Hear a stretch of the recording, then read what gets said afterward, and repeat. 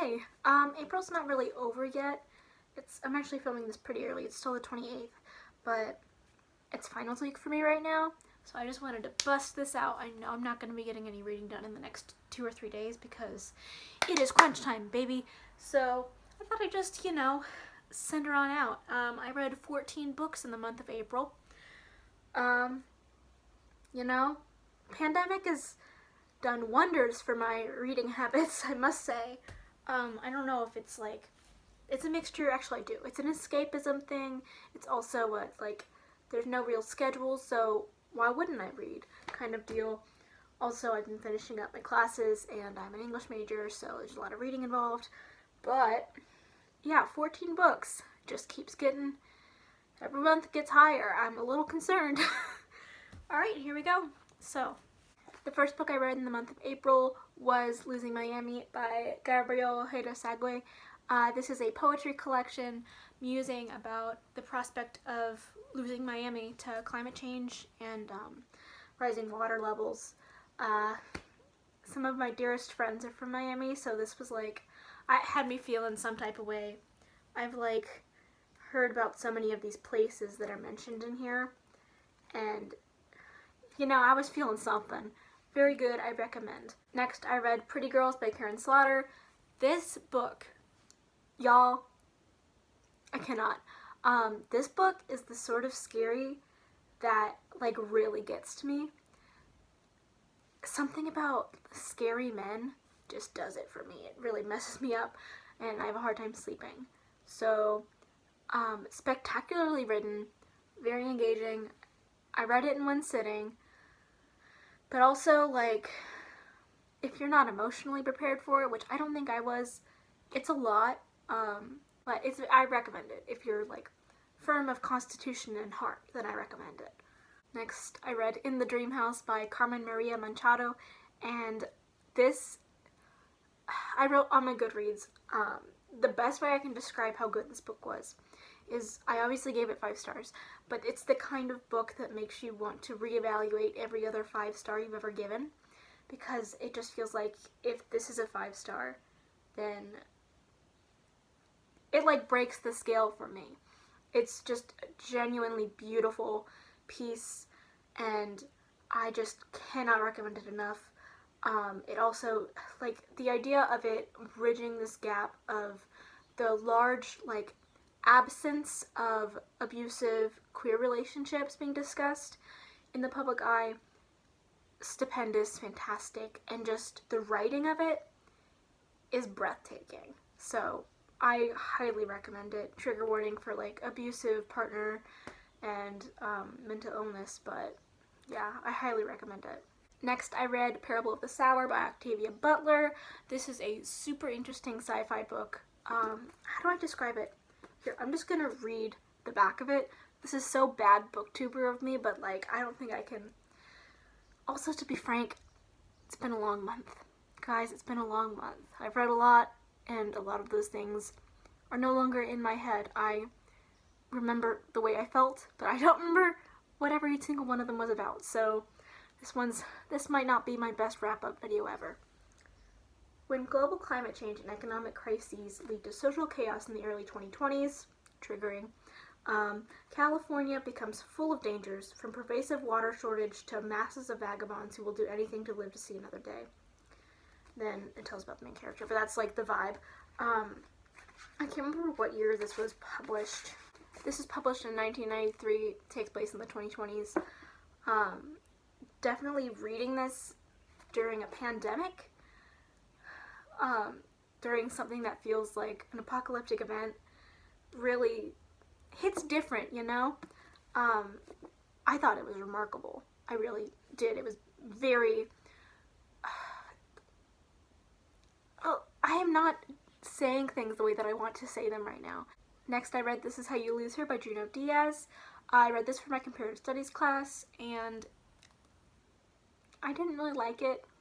I don't know if that's because I put off reading it and then I read it all in one sitting in a stress haze, but I just didn't like it very much. 2 out of 5 stars. Next, I read All the Crooked Saints by Maggie Stiefvater.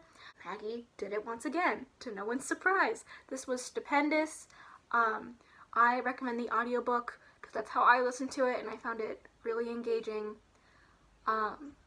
Yeah, beautiful. Great. Next, I read The Marrow Thieves by Sherry DeMoulin. This was fascinating. I cannot recommend this one enough. Basically, it's set in this post-apocalyptic world. In a world nearly destroyed by global warming, it is the indigenous people of North America are being hunted for their bone marrow, which carries the key to recovering something the rest of the population has lost, the ability to dream. Fascinating. This was such a good book. 4 out of 5 stars. No, wait. 5 out of 5 stars. I've never been less eloquent, but we're just gonna cope with it.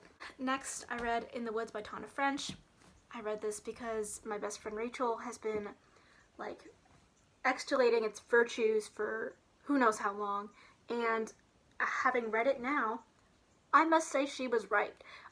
This is a super interesting detective novel set in Ireland, but I listened to the audiobook for this one, but the first one is narrated by an English speaker, but the rest of the series is in Irish accents, which also the book, the prose, magnificent. The ideas behind it, super dark. It really hits in with the idea of childhood trauma and how going through traumatic experiences when you're young can impact the way that you remember your life, or if you remember your life. I recommend this to any and all. Next, I read Forgetting the Alamo, or Blood Memory by Emma Perez. This is about a lesbian Chicana woman in, what year is this? This literary adventure takes place in 19th century Texas and follows the story of a Chicana lesbian cowgirl after the fall of the Alamo. This,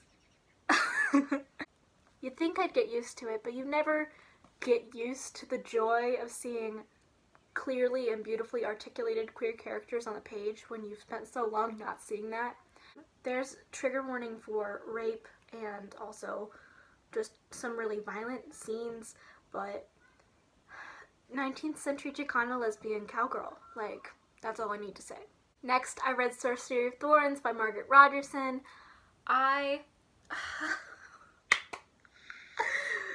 This is about a librarian who fights monsters, and it's enemies to lovers, and I just love everything about it. It's so tropey, it's so cheesy and cliche, and I loved every second. It was like getting a hug from a book. I'm gonna cry, actually. It was that good. 5 out of 5, 10 out of 10. Highly recommend. Yeah, go for it. Anyone who's on BookTube will love and appreciate this the way that I do. I really think that. So get on out there. Grab her from your local library. Set in many libraries. So good. Oh, I have to stop. Next, I read The Bell Jar by Sylvia Plath. Basically, this is Female Catcher in the Rye done better. Trigger warning for mental illness. I loved it. I don't know what that says about me, but I loved this. It was beautiful. I actually listened to the audiobook, which is voiced by Maggie Gyllenhaal. Spectacular. I mean, if you're emotionally in a space where you're ready to read about severe depression, suicide, nihilism, stuff like that, then I really recommend picking it up. But the pandemic has got you down. This might not be the book for you. I don't know what I was thinking when I picked it up. It did make me sad for many days after I read it, but it was still great. Next, I read The Metamorphosis by Franz Kafka. This shit was wild. I mean, whoa, just whoa. I don't know how to articulate my feelings on it. I'm pretty sure it's about capitalism, but also maybe Franz is just a weird guy. No, I'm 95% sure it's about capitalism, but what a wild ride. Next, I read Dear Agwillie by Chimamanda Ngozi Adichie. I probably just butchered that name, I apologize. This is basically a letter that Chimamanda wrote to her best friend who's having a kid, and it's 15 like, it's like a crash course to feminism and 15 ways to raise your child as a feminist, especially like to raise your daughter to be a feminist. And it was lovely. Finally, I read the Norton Anthology of American Literature. This has been a whole semester process for me. You know, Colonial Lit wasn't as bad as I expected. I had very low expectations going in because y'all know that like the first half of this book is about Benjamin Franklin killing Native Americans and like God. So I was ready to have a bad time, but my hair is in there. But I didn't have a bad time. I actually had a 6 out of 10 time, which is not a bad time at all. Well, there you go. Those were the 14 books that I read in the month of April. I hope you all are staying inside, washing your hands, wearing masks to go out. I hope you're being careful, and if you're an essential worker, thank you so much for everything you're doing. I can't imagine. So, yeah.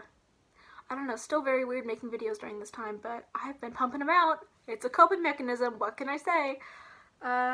Yeah, like, comment, subscribe, and I'll see you very soon. Bye.